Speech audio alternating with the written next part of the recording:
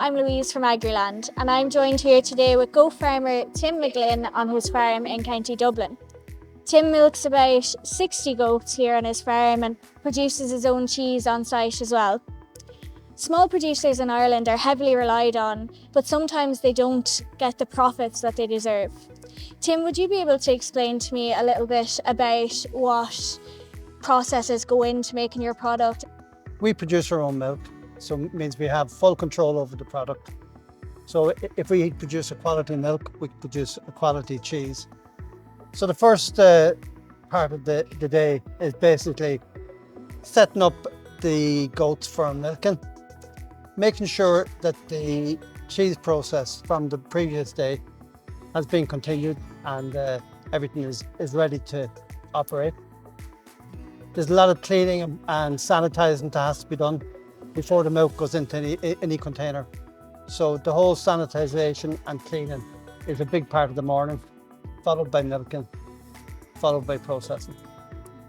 And what is the importance there for you of sourcing and buying locally?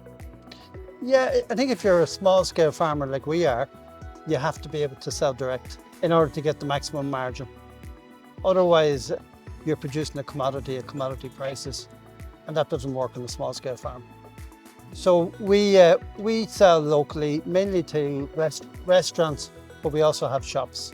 We sell to local super values and local specialty food shops in this area and in South Dublin. And do you find that the profit you received that matches the work you do, or do you think that there's an issue there? We're probably most restaurants are very price sensitive, and there is imported goat cheese available at a much lower price than we're charging.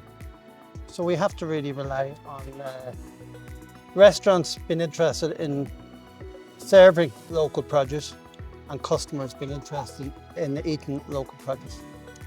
And do you think that there's a hunger there from customers to buy local produce, or?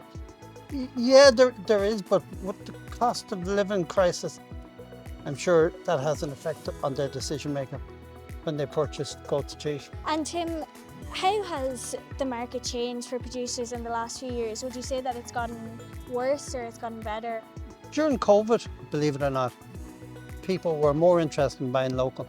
Really? And there was a lot of emphasis on buying local and being self-sufficient locally. And so between the cost of living crisis and COVID being over and people being able to travel again, probably less interest in buying local, slightly.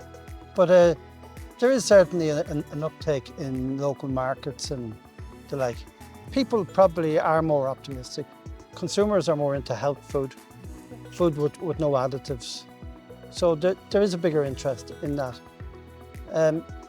Whether that is transmitted into increased sales, it's hard to know. Yeah. Time will tell. And in terms of incentivising more people to buy locally, what do you think should be done there? There could be a marketing campaign to explain what the benefits of buying locally. Like if you buy food in a supermarket, how much of it goes back into the local economy? If you buy food in a small shop or for a small producer, probably close on 90% of that goes back into the local economy, be it in wages, be it in animal feed, be it in fodder, bedding. A lot of it goes back to local pockets. Whereas in the supermarket, it's hard to estimate how much goes back. We're very lucky. We're at the edge of the city and we have sold free-range eggs for the last 20 years. So we have about 600 customers in that area. So we're fairly well integrated with the local urban population. And they probably realise our work as well, but most farmers are not connected with their consumer. So it makes it difficult for the consumer to understand the farmer and vice versa. And do you think that it's government support that we need more of, or what do you think could be done there as well? Well, the local enterprise office have been very helpful. Yeah. I did the Food Academy programme, which is sponsored by the local enterprise office, and you can put your product on SuperValue shelves afterwards.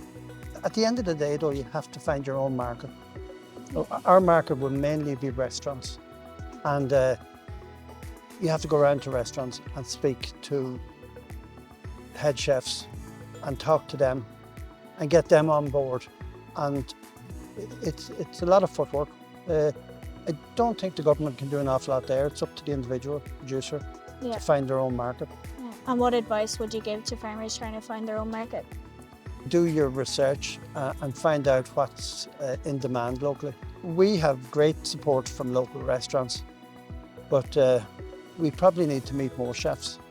But some of the local gastro pubs and restaurants have been very supportive. It's nice to see that community spirit, all right. Oh yeah, it is, and some of the restaurants, one restaurant in particular is the Merry Ploughboy, which is a tourist gastro pub, and they have supported us for the last 20 years in buying our eggs and now buying our cheese. They will purposely change the menu in order to accommodate our cheese. Really? Yeah, so they have been very supportive, and we have about another 15 or 20 restaurants, and but I'd signal out the Merry Ploughboy because they're just committed to local produce.